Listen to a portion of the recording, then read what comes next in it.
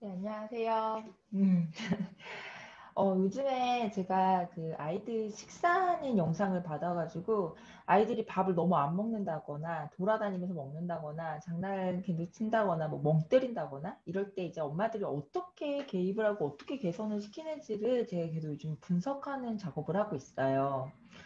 근데 그 영상들 중에서 제가 되게 오묘한 영상이 하나가 있어서 오늘 좀 소개를 해드리려고 해요. 어떤 영상이냐면, 아이가 되게 바른 자세로 장난도 치지 않고 골고루 되게 잘 먹어요. 근데, 그거죠. 밥 먹는 시간이 너무 긴 거예요. 밥이 안 사라져. 왜 그럴까? 이렇게 봤더니, 아이가 쉬지 않고 되게 계속 뭔가 계속 이제 씹고 있거든요. 왜 그럴까 이렇게 보면서 아이가 한 번 그 숟가락에 엄마가 꺼준 밥을 먹고 나서 몇 번을 씹는지를 한번 확인을 해봤어요. 몇 번 카운트를 해봤어요. 그랬더니 한 번을 먹을 때마다 90번은 한 80에서 90번 정도를 씹는 거예요. 자, 약간 오묘해지죠, 여러분? 많이 씹는 거는 좋은 거잖아요. 왜 우리 아이들한테 꼭꼭 씹어 먹어 뭐 이렇게 얘기를 하잖아요. 그쵸? 근데 너무 오래 걸린단 말이에요. 그럼 이럴 땐 이거는 훈육일까? 요거에 대한 이제 고민을 할 수밖에 없죠. 근데 물론 제 나름대로는 훈육이에요. 이건 훈육이 필요한 거다, 개선이 필요한 거다라고 판단을 하는데 떡 패밀리들의 생각은 도대체 어떨까가 너무 궁금해서 이제 인스타그램에다 올려서 공개적으로 물어봤더니 굉장히 저희가 생각했었던 어떤 근거보다도 더 명확한 근거들을 주셨어요. 우선 치과에 근무하시는 분이 남겨주셨는데 이 선생님께서 남겨주신 게 저는 굉장히 도움이 됐었거든요. 밥을 오래 먹는 거, 물고 있는 거, 끊임없이 먹는 게 충치의 1순위래요. 그래서 식사 시간 20분이 넘어가지 않도록 하는 게 좋다고 생각하면 된다고 이렇게 조언을 해주셨고, 그리고 두 번째는 제가 되게 도움이 됐던 거는 이거는 뭐 굉장히 많이 들어오는 얘기긴 한데 아이가 밥을 너무 늦게 먹잖아요.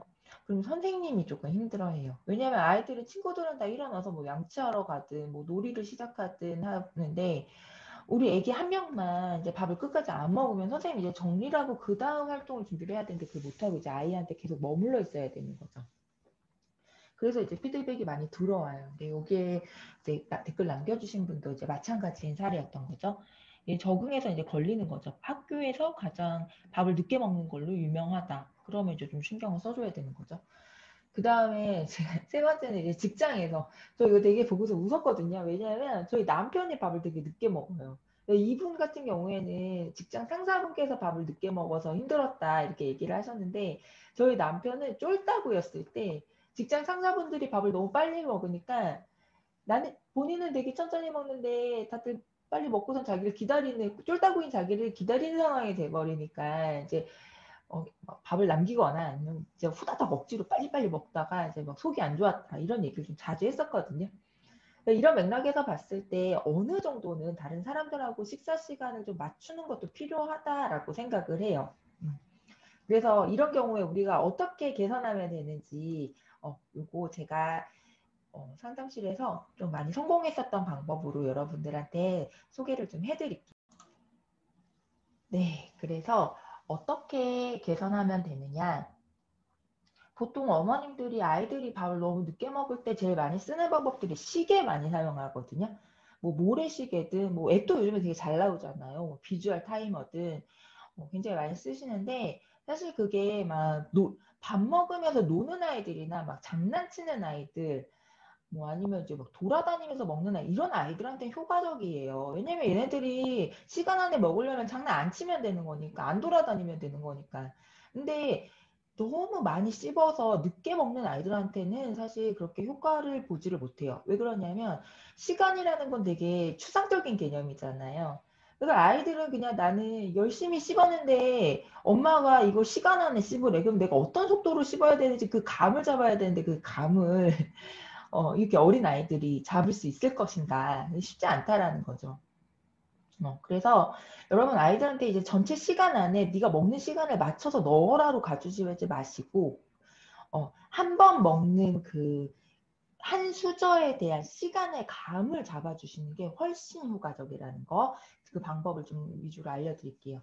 자, 이렇게 제가 알려드리는 방법대로 가려면 여러분 처음에 뭘 해주셔야 되냐면 기초선이라고 해가지고 우리 아이가 한 번 먹었을 때 몇 번 씹는지를 여러분 먼저 한번 확인을 해주셔야 돼요. 이게 아이들 먹을 때 그냥 같이 식사하면서 조용히 한번 세보세요. 아이가 몇 번을 한 숟가락에 몇 번을 씹는지. 막 또 가가지고 막 이렇게 하나, 둘, 셋 이렇게 세지 마시고 조용히 몰래 세세요. 그러면 대충 평균치가 잡히거든요. 아, 우리 애기는 한 4, 50번 씹네, 뭐 2, 30번 씹네, 뭐 이렇게 나름대로 평균치가 잡히실 텐데 그 평균치가 잡히면 거기에서 한 10% 빼주는 걸 첫 번째 목표로 두시면 돼요. 보통 보건복지부 뭐 이런 데에서 이제 우리가 권장하는 이제 그 권장 저작 횟수가 한 30회 정도 돼요. 여러분 그런 얘기 듣지 않아요? 30번 정도는 씹고서 넘기자 막 이게 건강을 위해서 뭐 이런 얘기 듣지 않아요? 30회 정도 되는데 90번 이상 씹는 아이들한테 야 30번만 씹고서 꿀꺽 하는 거야 이러면 아이들은 평소보다 3분의 1만 씹고서 넘기는 거기 때문에 되게 힘들거든요. 그러니까 여러분, 그러니까 처음부터 아이들한테 보건복지부의 기준을 들이밀지 마시고, 이 우리 애기들이 평소에 먹는 거에 한 10% 정도만 빼보세요. 그러면은 지금 제가 방금 전에 말씀드렸던 이 아이 같은 경우에 90%에 10%면 한 91, 아니 81, 뭐 이러잖아요. 그러니까 한 80번 정도 씹고서 넘기는 걸 이제 목표로 잡아주는 거죠. 그래서 아이한테 그렇게 얘기를 하는 거예요. 이제 엄마랑 너랑 게임을 할 건데, 게임 이름은 80번 씹고 넘어넘기 삼키기다 뭐 이런 식으로 얘기를 해주세요. 그래서 네가 만약에 우리 애기가 80번을 씹고서 꿀떡 삼키면 우리 애기가 이기는 거고 그리고 못 삼키면 엄마가 이기는 거야. 이렇게 얘기를 해주시는 거예요. 그래서 이걸 만약에 이 게임을 여러분 밥을 먹는 내내 매 숟가락마다 이렇게 하게 되면 둘 다 지치거든요. 그러니까 제가 권장하는 거는 한 3번 앞에서 처음 먹는 한 3숟가락 아니면 뭐 많이면 5숟가락 정도 그 정도만 딱 설정을 해 놓으시고 그때만 딱 게임하고 확 빠지셔야 된다는 거. 자, 요거를 표로 잠깐 보여드릴게요. 네, 아이고. 네, 여기에서 이제 여기 첫 번째 선에서 이렇게 보시면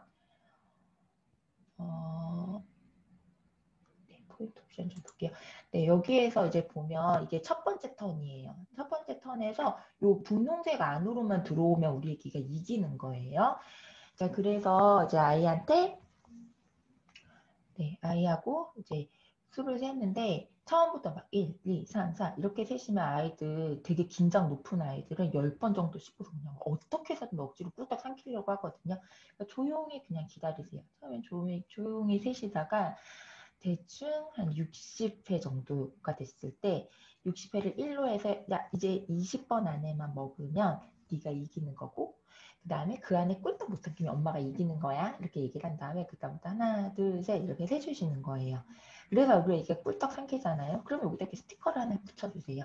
약간 저 이거 프린트 같은 거 해서 표로 만들어 주시면 좋을 것 같거든요. 그래서 핑크 안으로 들어간 건 우리 아기가 이긴 거예요. 80번 이내로 먹었을 때는 이제 아이의 그 표 수 안쪽에다가 이렇게 스티커를 붙여주시면 돼요.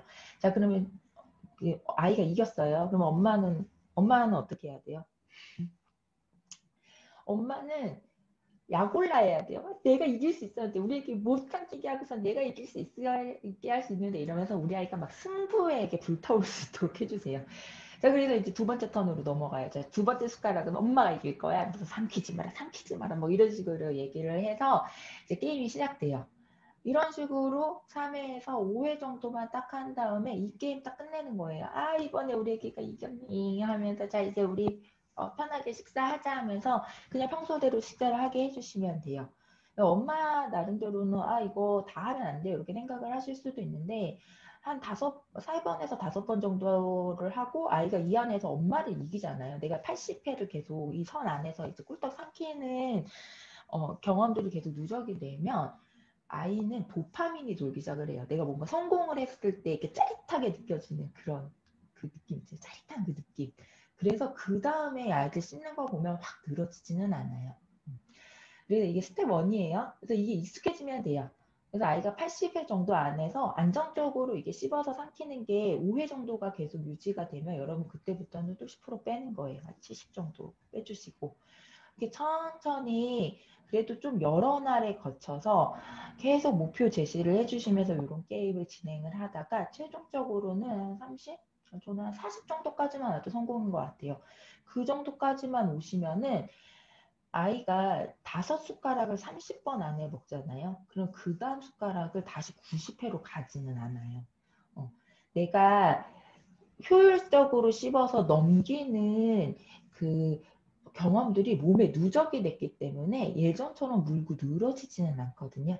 그러니까 이런 방법대로 한번 진행을 해보시고 그렇게 30번만 사실 씹고서 넘겨도 여러 번 씹어서 그냥 평균적으로 먹는 분들 제가 요즘 하는 게 아이들은 몇 번을 씹지 뭐 어른들은 몇 번 씹지 뭐 이런 거 세보고 있거든요. 30회 정도 씹는 사람들 많지 않아요. 그러니까 우리 아이가 한 30회 정도만 씹는다고 하면 굉장히 훌륭한 거니까 그 정도 목표로 한번 서서히 게임 형태로 다섯 숟가락만 한번 시도해 보시는 거, 네, 그거를 좀 권해드리도록 할게요. 꼭 성공하세요.